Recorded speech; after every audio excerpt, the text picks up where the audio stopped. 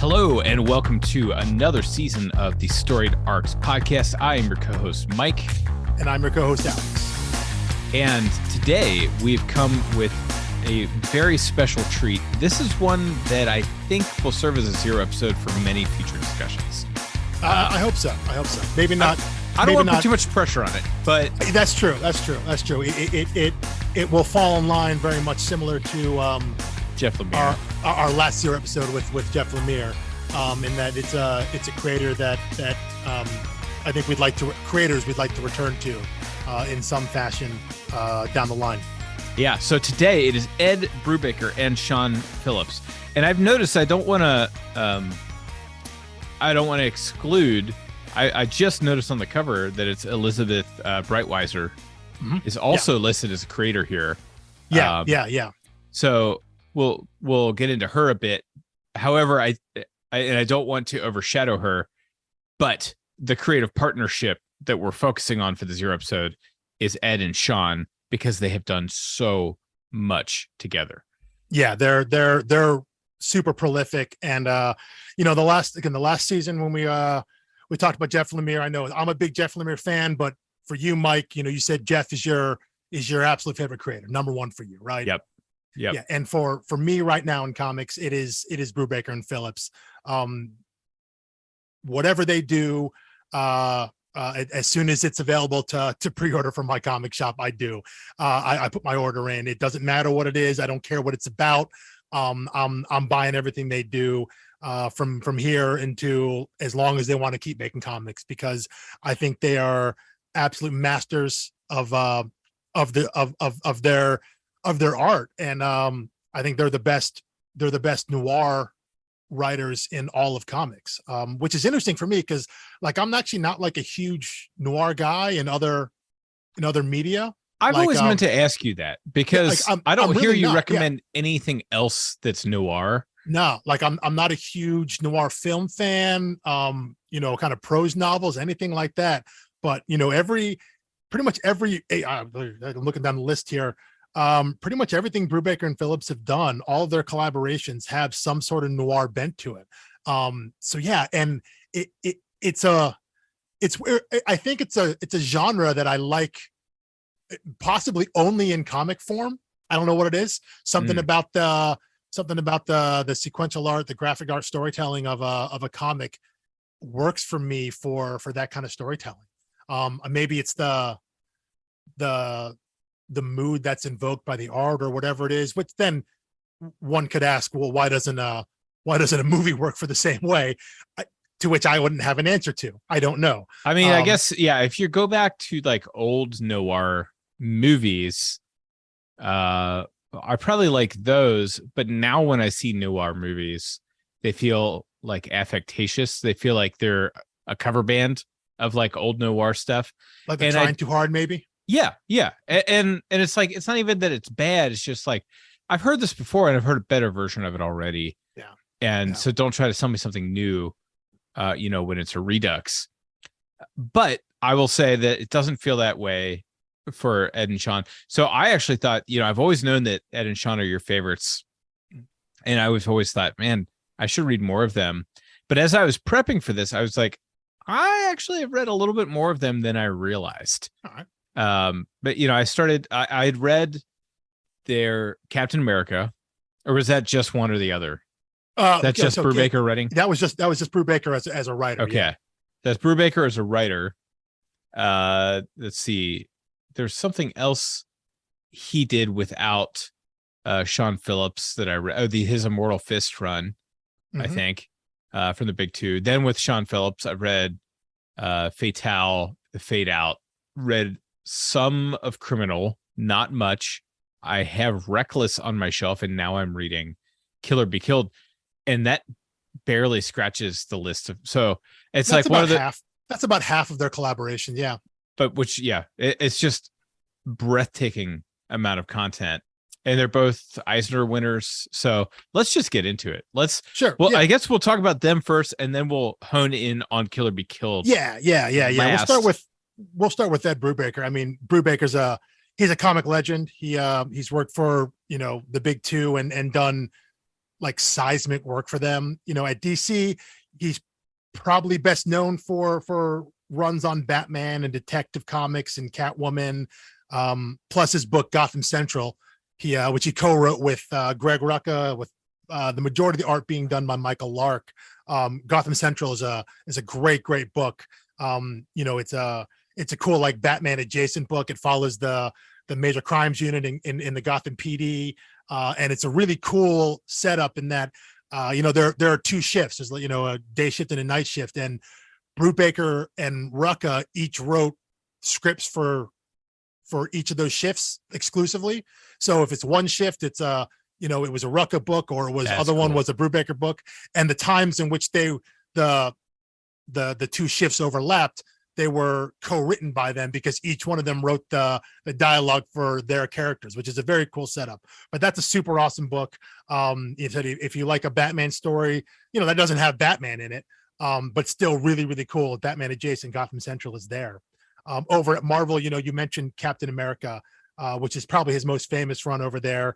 He did a lot of that work with Steve Epting, and they very famously created the Winter Soldier. They broke one of the three fundamental laws of comics, and they brought Bucky Barnes back from the dead. What's next? Going to bring Uncle Ben back?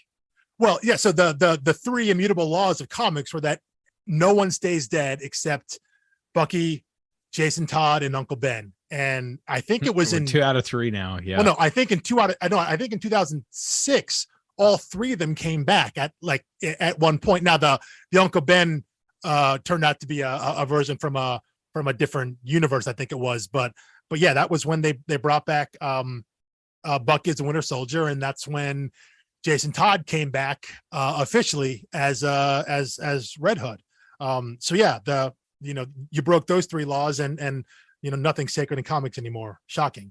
But he Brubaker's also he's written Daredevil, he's written some X-Men, and you mentioned Iron Fist. He co-wrote Immortal Iron Fist with Matt Fraction, with art by David Aja, that's noticeable, or that's worth mentioning, because they worked on that book before Fraction and Aja went and did their run on Hawkeye. The epic Hawkeye run. Yeah, which is and the Iron Fist run is good. It's probably the only Danny Rand Iron Fist story that I don't think is terrible. Which is funny because I read it and I was like, I love all of these creators. Surely I'll love it. Yeah. And I got so bored with it, still. It's Danny Rand's not a great character. I don't, right. Again, he's not great. There's a new Iron Fist now in the current comic. So Immortal Iron Fist is good. But yeah, Fraction and Aja went on to do Hawkeye, and that run is exceptional. A lot of Brubaker's work, his more recent work has been an Image, and we'll get to why that is in a little bit. But he also has an Image book, not with Sean Phillips. He has an Image book with Steve Epting, who they did Captain America with, called Velvet, which is a super awesome book that I had wished continued. It's a spy thriller. The elevator pitch for Velvet is, what if Miss Moneypenny were actually the most dangerous person in the world? And just going off of that, it sets in motion this story. It was I think 15 issues, 3 trades, and it kind of ends like not totally resolved. And it's been so long now, they're probably not going to go back to it, which is a real shame. But if you like a spy thriller book, if you're a James Bond fan, if you're someone out there who's like, the next James Bond should be Gillian Anderson or something like that, or it should be gender swapped or whatnot. Instead of asking for that, instead of asking for James Bond to be a woman, you should ask for someone should buy the rights to Velvet, and they should make that book instead. Because I think it's a much better idea and a much better character. So that's something you should check out if you're a James Bond fan or like spy books. Let's see what else with Brubaker. I guess other notable, he's worked a lot in Hollywood. He wrote for Westworld. I think he wrote and produced a miniseries called Too Old to Die Young, and most recently he was head writer for what was going to be the new Batman animated show, Batman Caped Crusader, which, as we record this in September 2022, had just recently been axed before it even made air at HBO Max. So that animated show was going to have him. I think Bruce Timm, I think, was involved. He had Greg Rucka in the room.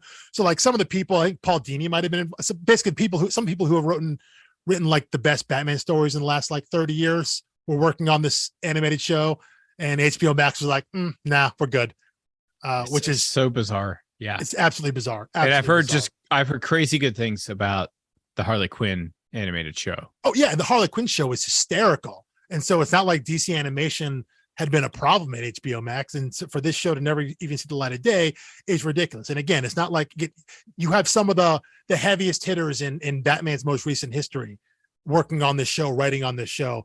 So that's fairly ridiculous in my mind. But Brubaker's the kind of guy that, because of his success in comics and because of his following in comics, he's someone that Hollywood is going to try to pick and pluck away from comics. And he's gone there and done some stuff, but he's never really left comics, which is always, I think the medium is better for it. He'll go on off and he'll work in these writers' rooms.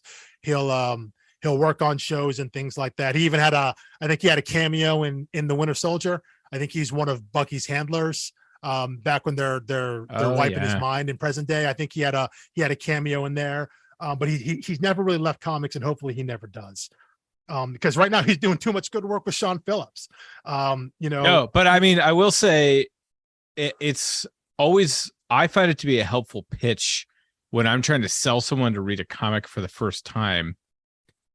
And I can say, did you like the movie Winter Soldier? And if they say no, I don't know why I'm talking to them anyway, because that's a top 5 movie. Yeah. Top 5 MCU, in my opinion, probably in my top 3, maybe my top 1, who knows? But I think it's different enough from the book that it's absolutely worth spending time in both, but the vibe is right. Well, and also I think it's easier at that point to be like, well, yeah, the story may be different. A lot of things are different, but you already have the base understanding. You know who Steve Rogers is. You know who Bucky Barnes is. Right. And so the reveal isn't going to be anything shocking to you, but you're going to see, oh, that's where they pulled that scene from the comic, specifically the scene when Steve unmasks him and he's like, Bucky? And Winter Soldier looks back and is like, who the hell's Bucky? Like that's pulled, those are panels directly out of the comic. Those are lines directly out of the comic. So yeah, there's a connection there, and it can be easier to ease someone into comics if they're familiar with, an adaptation, and they're open to the idea that, changes were made from source material to adaptation. If they can get their mind around that and just, remember what the gist of the story is, I think they can find enjoyment in the source material if they're already fans of the adaptation. Yeah. And I think it's just a good way to say, like, this is a peek into like kind of the spy espionage side of Captain America that Brubaker got into.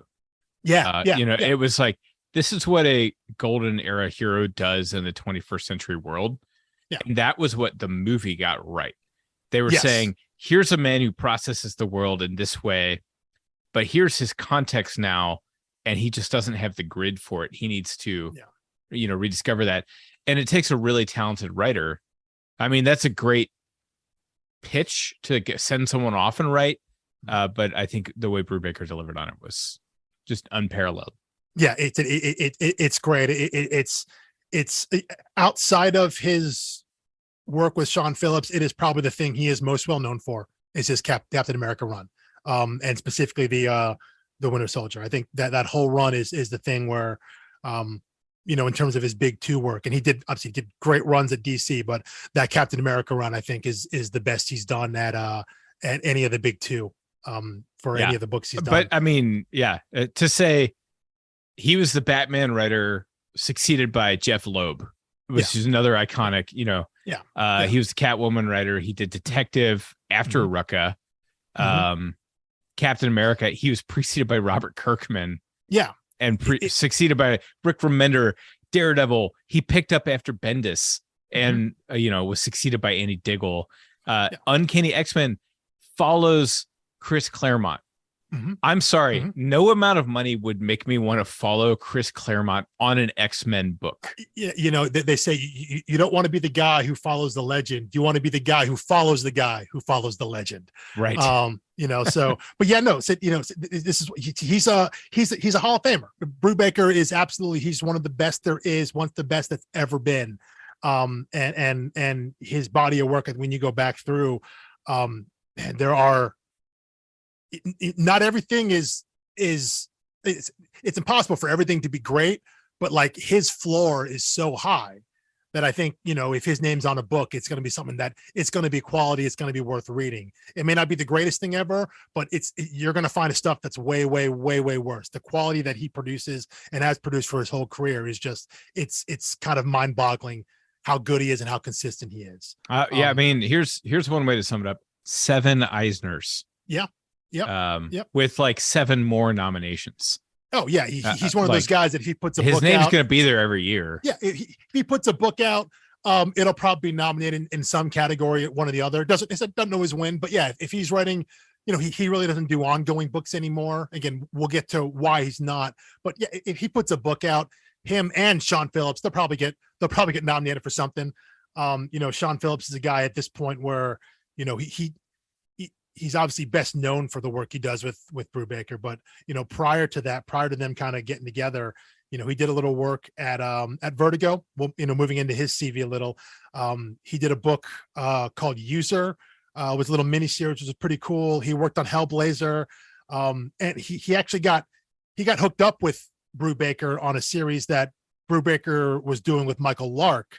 Again, who was the artist on Gotham Central, the main artist on Gotham Central, is a little mini series at Vertigo called Scene of the Crime. I think Sean Phillips came in and he did some inks, I think starting of issue 2. It was only a 4-issue miniseries. I think he inked Michael Lark's work in issues 2, 3, and 4. And that's the first time they ever worked together. Not like an official collaboration because he wasn't kind of a creative partner there. But that's the first time they worked together. And then, from there, they started working a lot.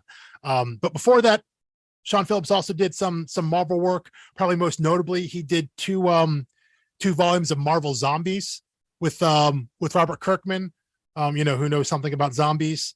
Right. And if you've been on a Disney Plus and watched the animated show What If, the zombie episode there was taken from the things that Kirkman and well, apparently it's a whole series coming, right? They're doing a whole Marvel zombie thing. They're going to go back into that. Yeah. And again, it's not about how much they follow the storylines there, but the idea of Marvel zombies is something that Kirkman did and brought to them and said Sean Phillips did two volumes of that. And so, yeah, we now kind of move into the Phillips Brubaker partnership, and it goes back a while and it spans a whole bunch of different publishers. I think the first official collaboration they did was Sleeper, which was on Wildstorm, which was like Wildstorm / Vertigo / DC. It's an imprint in DC, and that's kind of a superhero noir. If you're a Wildstorm fan, Wildstorm has its own connected universe of heroes, and so it was meant to fit in as part of that. You can read it without having any understanding of the Wildstorm universe, but that's kind of their first foray. It's part of that universe there. But I think that might be the only one that they don't actually own. Maybe they do. Because a lot of gonna say I would have bet $5 and lost it that everything they did together was on Image. Well, see, so I think now it all is after they signed their deal. I think because all their stuff like Wildstorm, the next thing they did was The Criminal. The first initial run of Criminal was on Icon, which was Marvel's creator-owned imprint. That's now at on Image. From there, they did Incognito, and Incognito was like their superhero noir story, also on Icon / Marvel. All those have been brought over because those were creator-owned books. I think Sleeper is now, I think it's been reprinted, maybe in like a deluxe edition. I think it's under the the Image umbrella now. I'm not quite certain, but their first book with Image was Fatale. And that's about I think a third of the way through. That's when they started working with Elizabeth Breitweiser as on color. Prior to that, they had worked with Val Staples, who's a great colorist, and I think some of the early issues of Fatale were colored by Dave Stewart, who's the greatest colorist in the history of comics.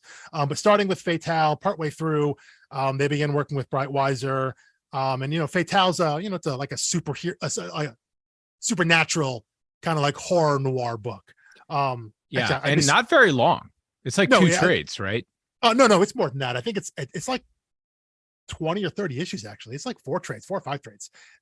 It's actually pretty long. But those might have been 4-issue trades or 5-issue trades, maybe. I did kind of glide over Criminal. Criminal is a straight crime noir story. It's a generational anthology story. And Criminal is my second favorite comic of all time, behind The Sandman from Neil Gaiman. So Criminal is the one that when I read that, I said, oh, I'm going to read everything that these guys do. That was the one that hooked me. That was the one that got me and said, okay, I'm in now. Season pass, no matter what you do, what you put out, I'm there. So in the middle of them, towards the end of them doing Fatale, we mentioned this a little bit in the Lemire episode, because earlier in 2022 in January, Jeff Lemire signed what was called the Brubaker Phillips deal at Image, which is an exclusive deal in Image, which means that Image will publish any book that Lemire gives to them. He doesn't have to pitch anything. It's not a right of first refusal kind of deal. It's just he has an idea, they're going to do it. And that deal started. The only other people that have that deal are Brubaker and Phillips, and they signed it initially in 2013. It was a 5-year deal. And they re-upped it in 2018, and God willing, another 5-year deal. God willing, they'll re-up it again in 2023 next year, because they don't have anything else coming out planned yet. So hopefully they up it again. But yeah, it was just, I mean, you think about that kind of creative freedom there, that Image is gonna just whatever you bring to them. They have so much trust in the brand that is Brubaker and Phillips, right? They'll put it out there and do whatever you bring to us. We will put it out there because we know there's enough of a base that's going to buy your books that are in, no matter what, present company included. I'm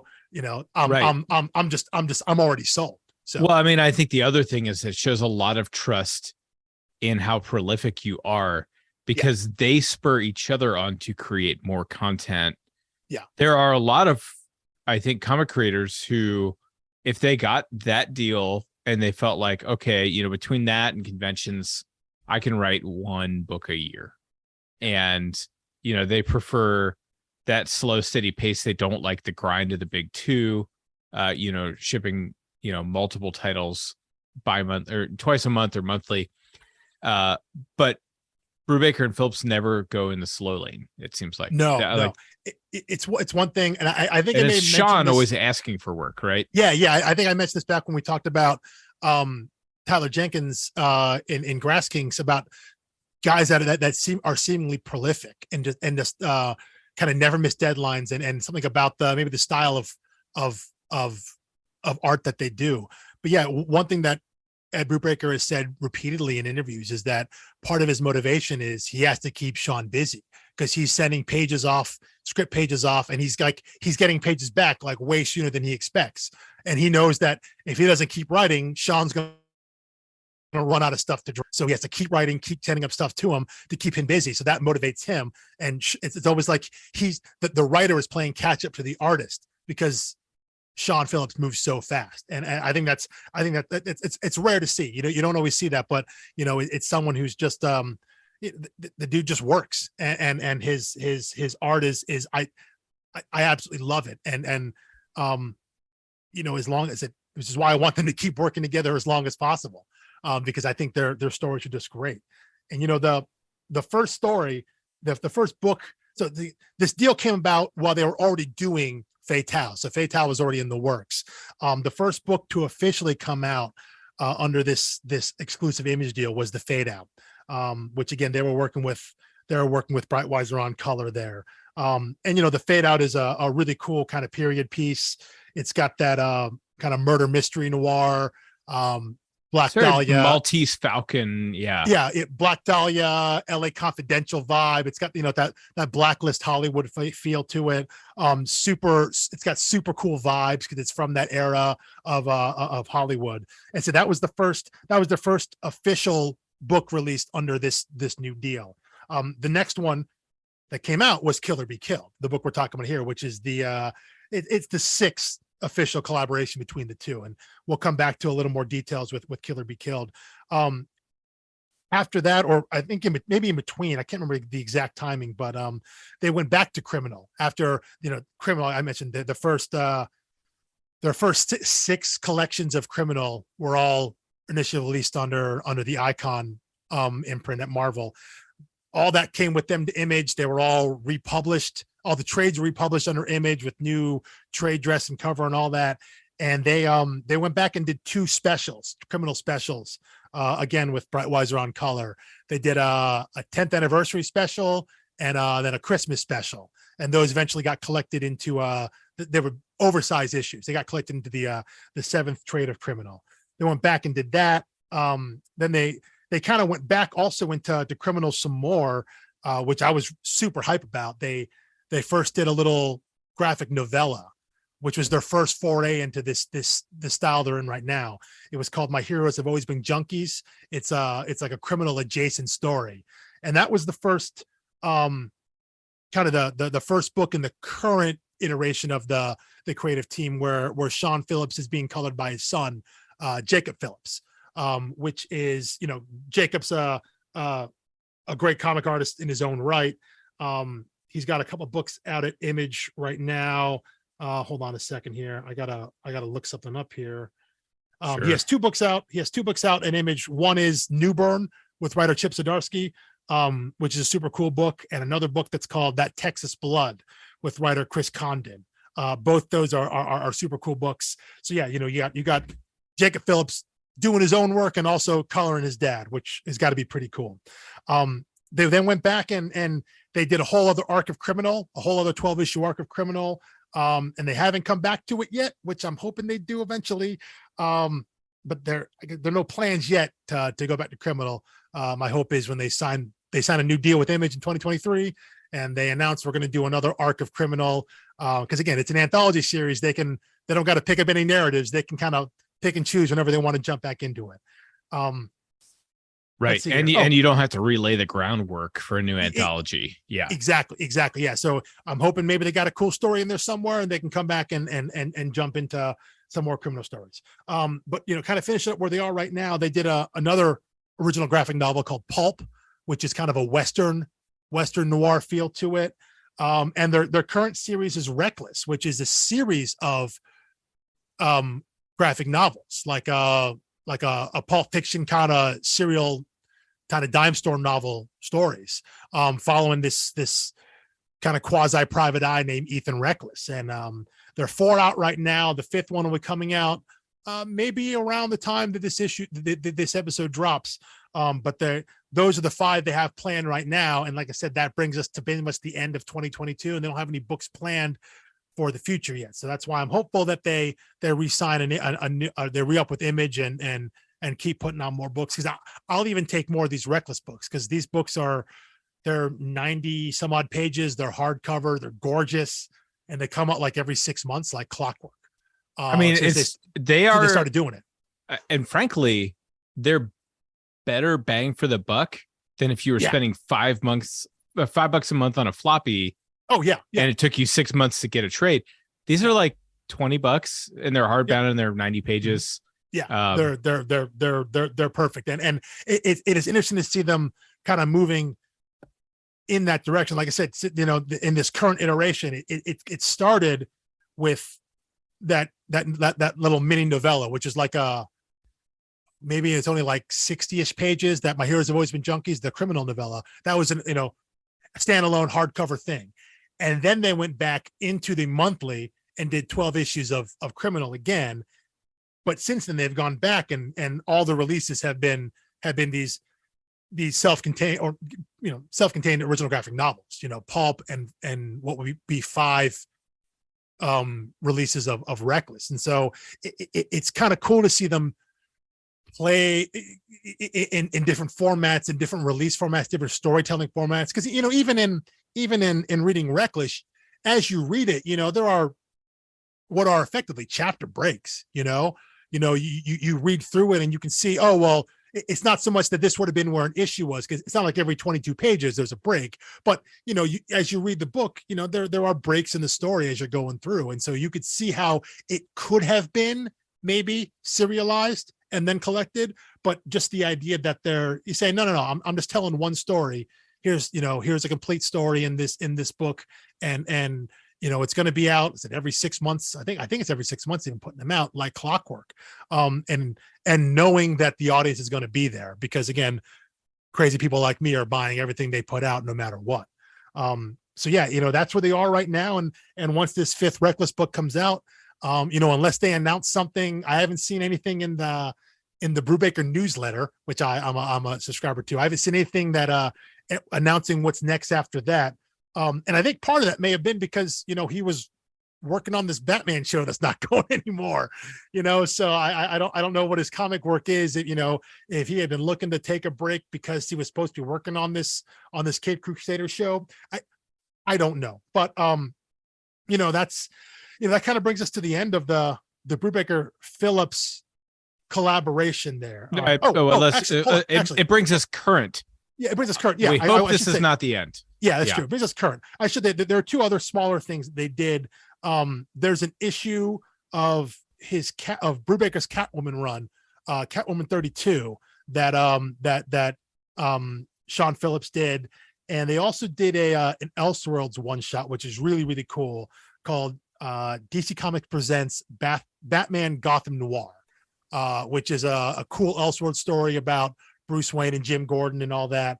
If you can find that somewhere, maybe it's on whatever the DC Infinite or whatever the reading service is, or if you can find that somewhere, it's a super cool Elseworlds story that they did, and it's really cool way to see how they take what you see their current day kind of noir storytelling and apply that directly to Batman and Gotham City, and how they tell it's a cool Elseworld story with that, which I think is it's a fun read, self-contained one shot there. So all right, so let's pivot now to specifically this project, Kill or Be Killed. Kill or Be Killed. Sure. And I think our normal entry point, well, before we even get into what we may know about their origins with it, by the time this came out, was this 2014, 15? For the first issue?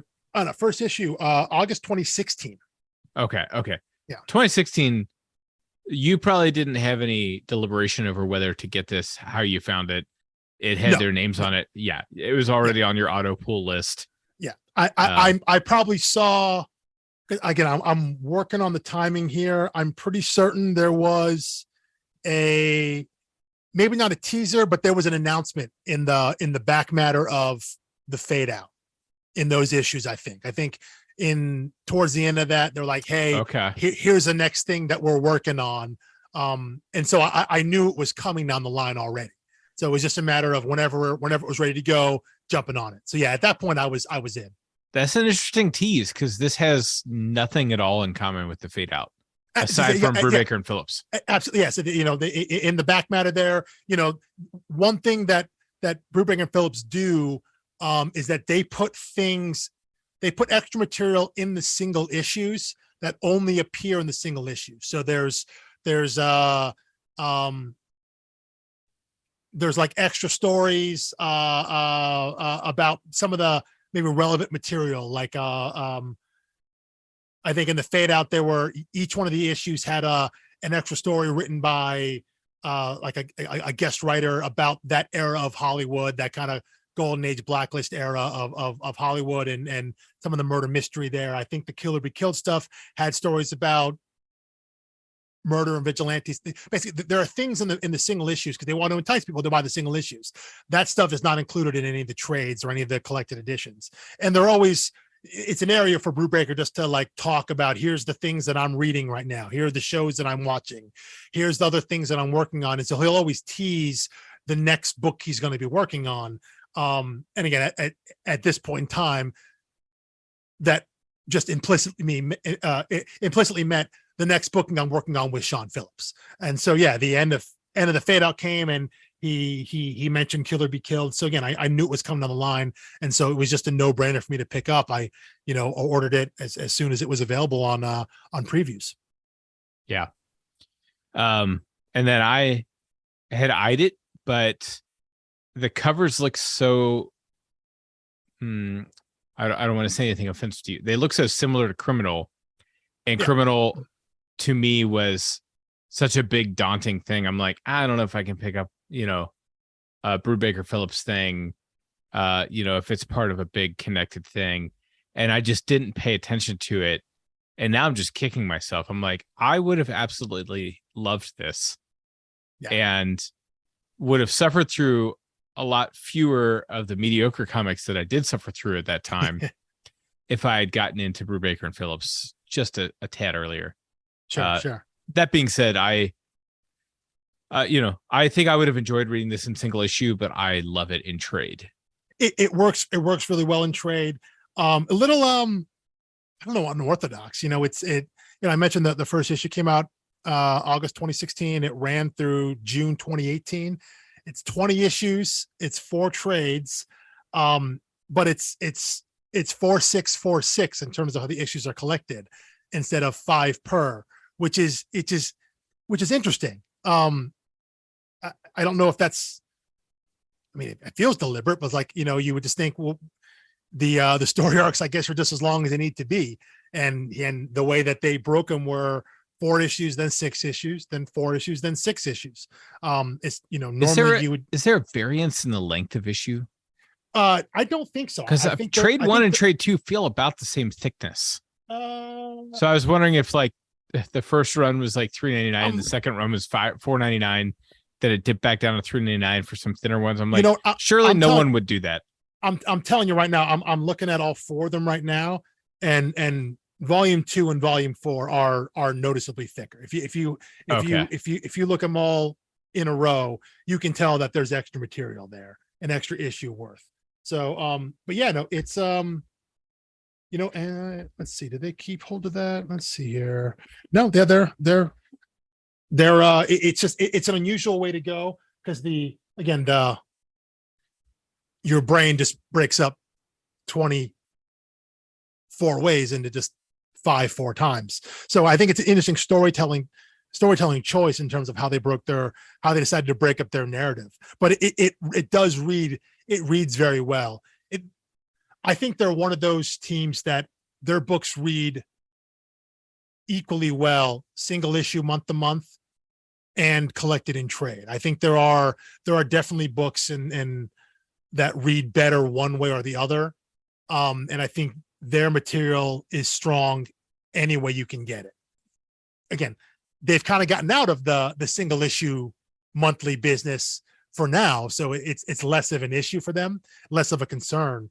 Killer Be Killed was essentially their last kind of new monthly book, because again, after this they went back to the Criminal universe, which is an established IP for them.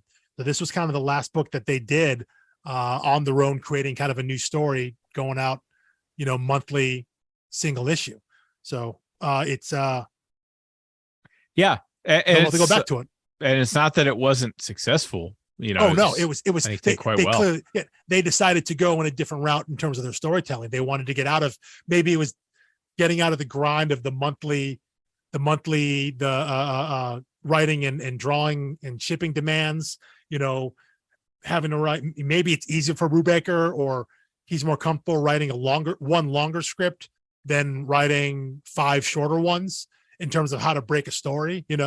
He's not worried about what the page break is at the story break for 22 issues. If this little bit's 5 pages and the next one is 12 pages, it's all one story. So maybe it's easier for him, and maybe it's more freeing from a storytelling standpoint to go that route. But that's where they are now. It's not where they were a few years ago when they were writing Kill or Be Killed. It's like I said, I think it's a book where they tried some things that I don't think they had done previously.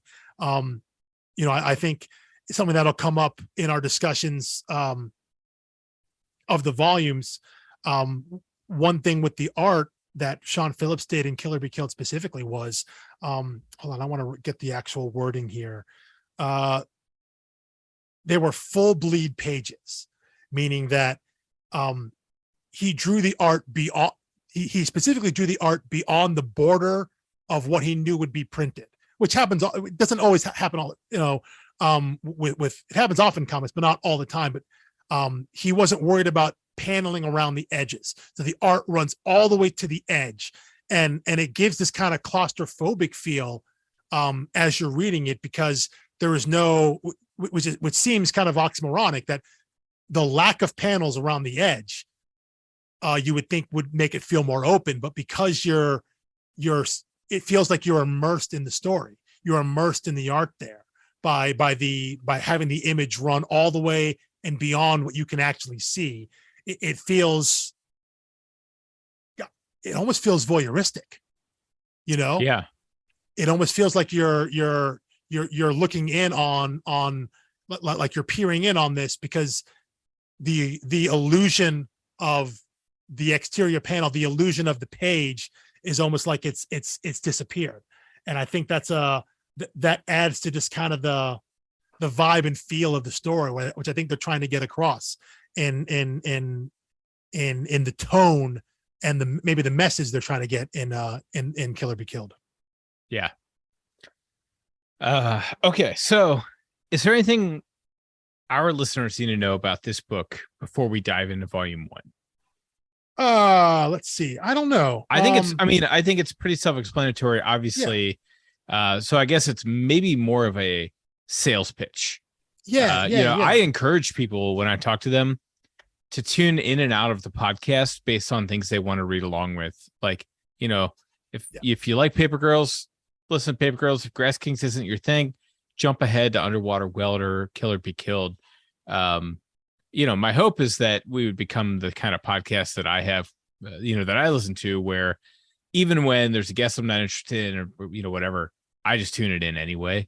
Yeah. Hopefully that'd be awesome. Yeah. But if you're on the fence about this book, not sure, what you think, what would you tell someone? What's your, it's longer than an elevator pitch, I guess, but yeah. I don't want to use the word like deconstruction of a genre. I'm really kind of against that, but this is a different take on the lone vigilante story, which is prominent through all of comics, specifically superhero comics.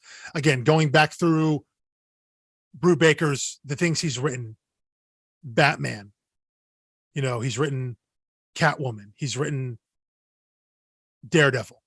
These are quote unquote effectively regular people, not really, but they're the idea of these mass vigilantes operating outside of the law, outside of society, doing their own thing and not really facing consequences or not really exploring consequences. Batman is just out there doing his thing, and it's like he lives in a world where people just accept that happens. So I think what they're doing here is they're taking a look at that vigilante story, how that would play out in the quote unquote real world, and also really examining how that affects the person themselves.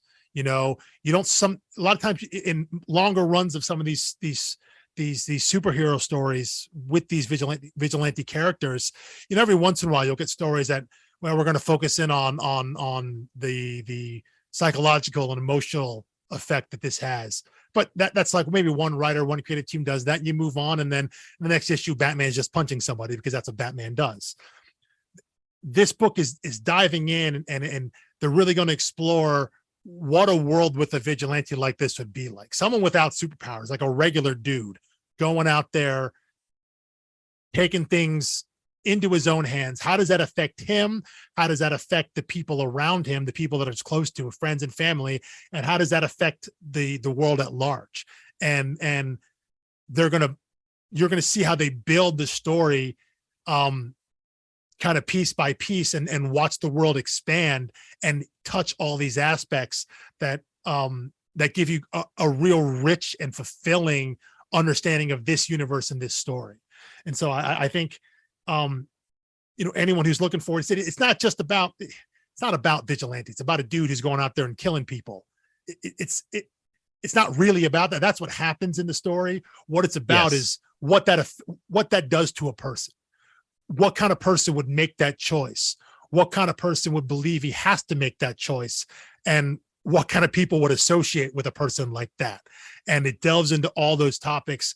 And it does it in a way that I don't think is passing judgment on it, on the characters, but it is really trying to explore and give each of those characters kind of room to be full characters. You understand where they're coming from, what their motivations are, and how being in this world really kind of affects them. It's a complete narrative story and character study, which I think is the thing that Brubaker and Phillips are strongest with. You get story, you get character, you get vibes, you get all that in their books. And you're not going to get a story where like one of those is sacrificed for another aspect. You're going to get all those in full. And I think they're really in their stride in this story. They're really in sync. This being their 6th official collaboration as creators and storytellers. I think you get them at some of their best in these issues, in these 20 issues. Yeah, that's way better than my pitch. Because so first of all, so everyone knows, when you listen to this series, I will not have read beyond that week. I have been very tempted to binge this, especially since halfway through making this series, I had a baby. We took like a month hiatus of recording. So I stopped after volume 2 and I'm just hanging there in suspense. But right now, I was telling someone about the book and I was like, I think it would be like if there was a little bit more of a plot, equal amount of character study, and like, this is probably offensive to someone, a more interesting version of Fight Club. I think a lot of his like self-aggrandizing diatribes and rants sound very Tyler Durden to me. Oh, there's definitely the mental struggle that plays into the main character Dylan, who we follow in the story. Yeah, he's someone who he suffers from mental illness. And when he acts a certain way, he starts becoming more himself. He becomes more self-assured, more confident. Yeah. But that way to feel I'm getting this figured out. Yeah, but that way is not the way that is socially acceptable. But and so it delves into the idea of, okay, well, what is someone who makes that choice to be this kind of person? What does that actually do? Is he actually the best version of himself by doing this? Because it's kind of hard to imagine that the choices he makes lead him to being the best version of himself. Like, if that's who you are, what does it say about him? What does it say about society? What does it say about our world? And I think, again, we talk about when this was written. It's came out in August 2016 and ran through June 2018. So, a lot of stuff happened in this country, a lot of stuff going on in the world. And I think some of that seeps in, not directly. They're not like overt references to specifics in the world, but there was a feeling of some angst. There was a feeling of anxiety about the direction the world was going in and the direction society was going in. And all of that feeling, those vibes, which are negative vibes, those seep into the story. And I think you'll see that as you read through. So it's not going to be, specific things referencing here and there, specific events, specific people. It's all about the feeling that you had during that time that was kind of unavoidable, thinking that the world is just getting worse. Things are not getting better. Things are getting worse. And I think you feel that as the story goes on. You can feel how that seeps in to the characters, the outlook, the view of the world, because it's supposed to be set in the real world, in our world. He's living in a current day, modern day New York City. So it isn't like a period piece. It's not set in some dystopian future. It's set in our not so great real world, just without right. And without the specifics. And if he walks up to a guy on the street and shoots him, he has the same anxiety that you would have in your world doing that. Yes. The same paranoia, the same, am I going to get caught? Mm-hmm. Do I Google things? How do I plan, the next thing I'm going to do? How do I get a hold of a gun? All of those struggles. Cause I feel like in a superhero thing, if a hero decides like, okay, I'm going to get a gun, it's just cut. And he immediately has a shed full of guns. And it's like, I'm sorry, where did those come from? Like they shouldn't be that easy to get a hold of. Even with the loopholes that exist. So this shows like, if a normal dude decided he's going to kill someone with a gun, this is the type of junk he'd have to go through. And that's the key right there. Normal dude. Our main character Dylan, he's a regular dude. He's just he's just somebody. He's just another guy out there. He's not doesn't have superpowers, anything like that. The idea is just what would happen if a regular person, regular dude off the street, were put in this situation. What would he do? What choices would he make? And what did those choices say about him? And what did those choices say about the society he lives in? And that's what the book explores. That's what the book gets into.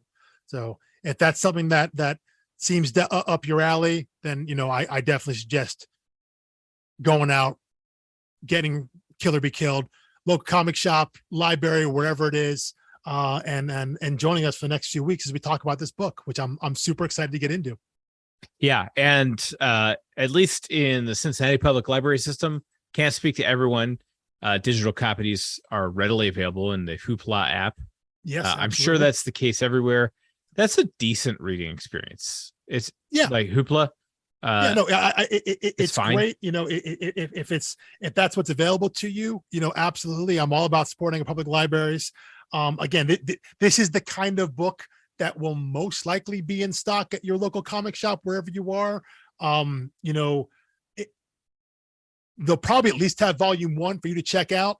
And the other volumes are things that I know they can order and get back into stock. These are perennial sellers because people are always coming back to these books because of the people who made them, because of Brubaker and Phillips, because that fan base continues to grow.